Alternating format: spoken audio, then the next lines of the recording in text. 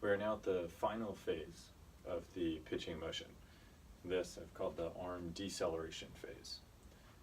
It's commonly thought that once, we've gone through this whole motion, we've released the ball, now we're done.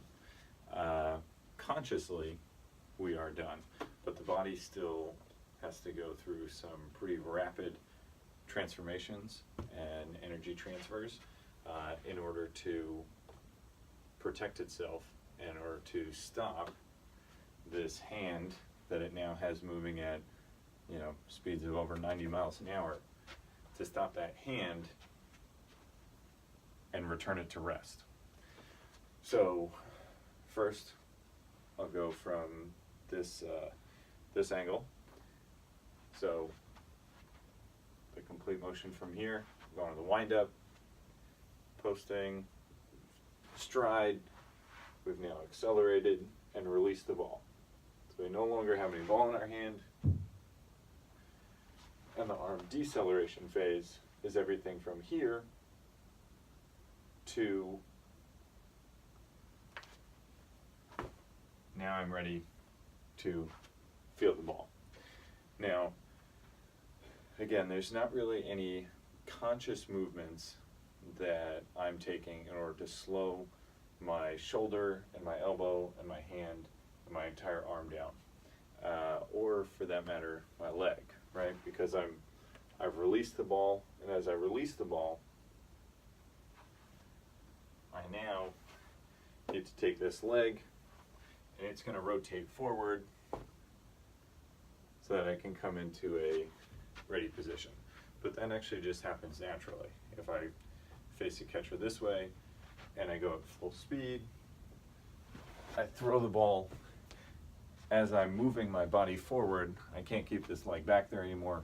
It actually just naturally will come forward in this motion. There's no really attempt that I'm doing anything.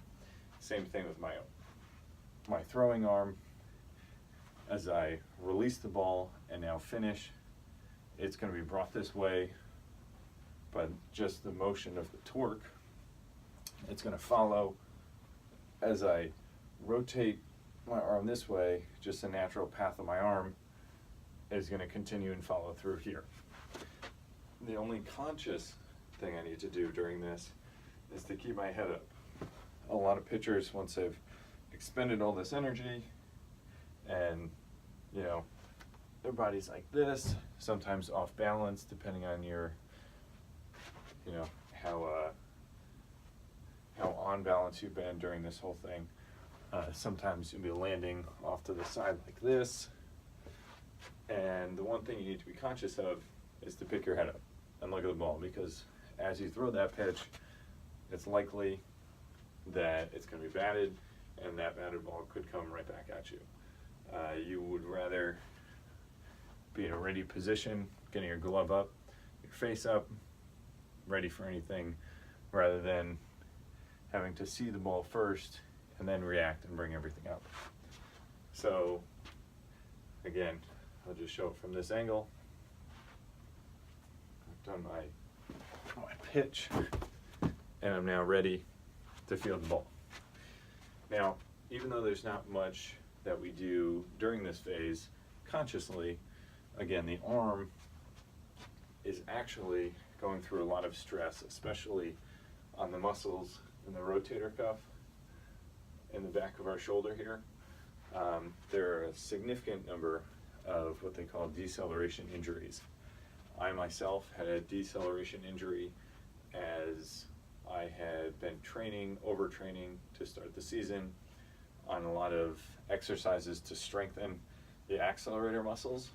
I had an imbalance, and my accelerator muscles were able to power the ball to a higher velocity than I was used to, and the back of my shoulder was prepared for. So it actually just ended up tearing a muscle in the back of my shoulder, as it was going too fast to slow down properly and safely. So this is when we're going to get into stretching, exercising in the next two lessons. just as a quick overview of what we've done so far. Proper pitching motion. We're going to be very controlled, fluid, natural, not taking any extra movements that we don't have to. I'm going to wind up, and I'm going to stride. Ready here. Now I accelerate, I release, and I'm ready to field. One more time this way.